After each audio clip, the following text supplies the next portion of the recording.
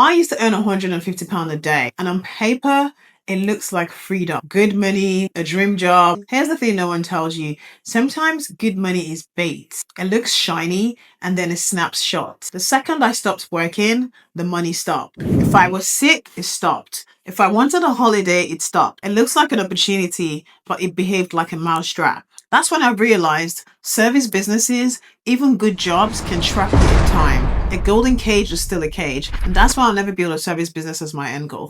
Today, I'm going to break down exactly why, even though I could probably make 6 figures doing it. And if your goal is real wealth, you need to hear this. If you watched my last video on boring products making more money than sexy ones, then this is the next piece of the puzzle. And if you haven't watched it, I'll link it up here and also in the description. Let's get into this video. Part 1, the service business ceiling. Let me paint you a picture. You're a barber, you're good, really good. People queue outside your door, but your business is a bucket with fixed walls. No matter how fast you move, no matter how good you get, it can only hold what it can contain. How many heads can you cut in a day? Let's be generous. Let's say you're fast. You can do 15 haircuts in a day, $25 each. That's $375 a day. You work 6 days a week. That's $2,250 a week and $117,000 a year. That's if you never take a holiday, if you never get sick, and you never have a slow day. It sounds good, right? But here's the problem. That's your ceiling. There are only 24 hours in a day. You can't manufacture more time. You can't clone yourself. It's like carrying water with your hands. No matter how hard you work, there's only so much you can hold. Even if you raise your prices to $40 a cut, you're still capped. Think of your income like water in a bathtub. With a service business, you're trapped. The moment you turn off, you go on holiday, you get sick, you want to spend more time with your kids, the water stops flowing, the bathtub starts draining. Your personal trainer, how many lessons can you run? Even if you're booked solid from 6 a.m. to 9 p.m., there's still a limit. You're basically a human vending machine. Someone puts in money, you dispense your time. You repeat until you break down. You're a consultant. How many clients can you serve? There's always the ceiling. And when you hit that ceiling, you have 2 choices.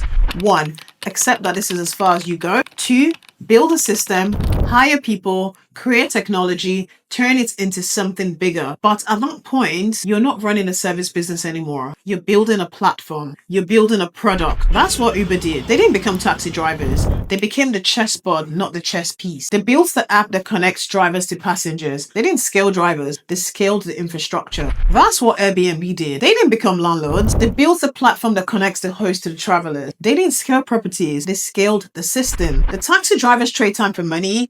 Uber built a product. The landlords trade time for money. Airbnb built a product. If you're just a barber, just a trainer, just a consultant, you're not building a business, you're building a job that you happen to own, which is like being your own boss and you're an employee. Double the stress, same limitation. Now, there's nothing wrong with that if that's what you want, but you need to know that going in. And if you watch my 3 killer mistakes video, you know that one of those mistakes is not understanding what you're actually building. I'll link that one up here too and down in the description below. Part 2, my finance job wake-up call. Let me tell you about when this one clicked for me. I was working in finance around 2013, 2014, working as a contractor in a bank, and I was doing well. £150 a day, which is about $200. I was 23 years old. I came from a job where I was earning £250 a week, which is about $300. So this felt like winning the lottery. The job before, it was a finance department in a government agency. I thought that was decent until my manager started picking on me for wearing colorful clothes. One morning, 7 a.m., I walked in wearing a floral skirt. She had something to say about it. I was one of the top performers, always the star of the week, coming in early every single day. But she was worried about my clothes being too bright. Anyway, I took my ID card off my neck,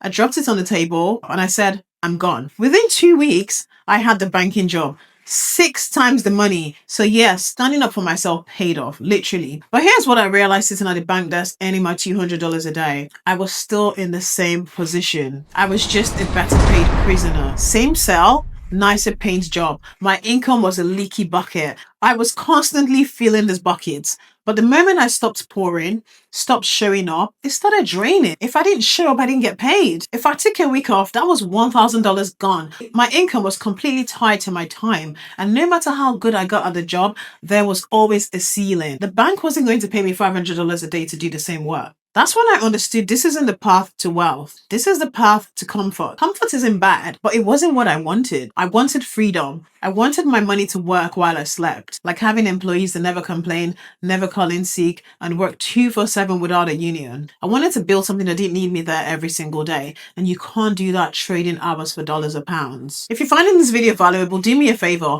give this video a thumbs up and hit the subscribe button. I post videos every Thursday on building product businesses from scratch. No fluff, no hype, just what actually works for my 21 years of business experience. Also, I have a free blueprint on how to start a product business with zero money, 50 product ideas you can start today. The blueprint is completely free. It's in the description. Download it now. Part 3, why products win. Here's the truth. A service business is like riding a bike uphill. The second you stop pedaling, you roll backwards. A product business, on the other hand, is like pushing a boulder to the top of a hill once and letting gravity do the work for you forever. A service business makes you the engine. You burn, you wear, you break. A product business lets you build the machine. The machine doesn't get tired. The machine doesn't get sick. A service business is a well. You pull the bucket over and over and over again. A product business is a pipeline. Once it's built, it flows. It flows without you standing there holding it. That's the difference. That's why products always win. Part 4,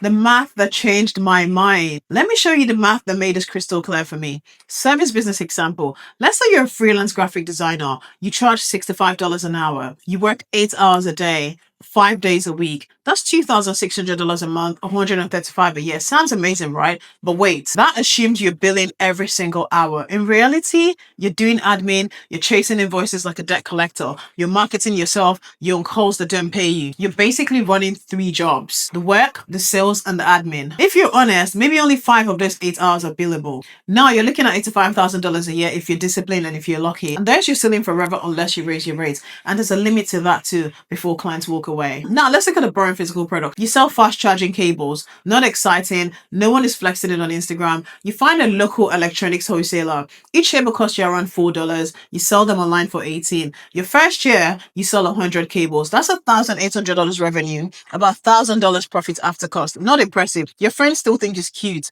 They're still laughing, but you didn't stop there. You noticed something important. People don't buy one cable. They buy replacements. They buy extras. They lose them. They break them. So you add variations. Longer cables, braided cables, USB-C lightning multipaths. You build a small audience. You list them everywhere people already shop. You invest the profit into stock. Year 2, you're selling 500 cables a year across your range. That's $9,000 revenue, roughly $5,000 profit. Still boring, still not sexy. Year 3, you've got 10 boring products, cables, power bank, screen protector, cable organizer. You sell 2,000 units in total. That's $36,000 revenue. Here's the key. You're not working more hours. The suppliers are set. The listings are live. The systems exist. You're not selling, you're restocking. You've stopped being the worker. You've become the operator. Year 5, you've got 20 physical products, repeat customers, email list, organic traffic. You're doing $150,000 to $200,000 a year. Same hours as year 1. Probably fewer even. That's the difference. Service grows with time. Physical products grow with your system. The freelancer hits the ceiling at $135,000, exhausted, burned out, chained to their calendar. The product seller passed them quietly selling boring things people need, working less and living better. Part 5, when service makes sense. Now, let me be fair. I'm not saying service businesses are evil. I'm not saying they're stupid. If your goal is a comfortable life, support your family, go on a nice holiday a year, have flexibility, a service business can absolutely give you that. If you have a skill people pay for, you enjoy doing it, brilliant. Build that. Not everybody wants what I want. I want generational wealth. I want financial freedom. I want to build something my family inherits, not a job that they have to work, but an asset that pays them. For those goals, service businesses hit a ceiling unless you convert them into a product or a platform. The smartest way to use a service business, don't build it as your thing forever.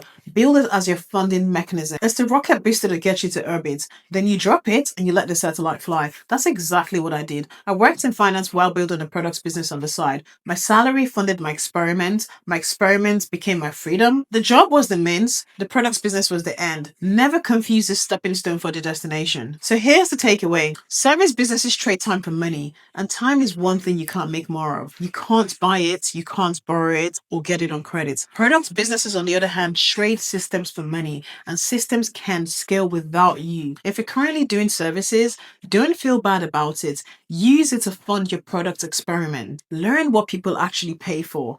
Build your foundation, but don't lie to yourself where it leads. If you want real wealth, real freedom, you need to build something that works when you don't. And that's why I'll never start a service business. Now, in my next video, I'm going to talk about something that kills more businesses than bad ideas or bad products. Quitting too early. I see this all the time. People give up at month 6 when success was waiting at month 18. They stop digging at 5 feet when the gold is actually at 6 feet. Make sure you're subscribed so you don't miss that one. And if you haven't grabbed my free blueprint yet, 50 products you can sell right now with zero money needed. The link is in the description. Don't leave this YouTube channel without downloading that blueprint. I show you exactly how to start a product business with no money upfront. Thank you for watching, and I'll see you next week Thursday.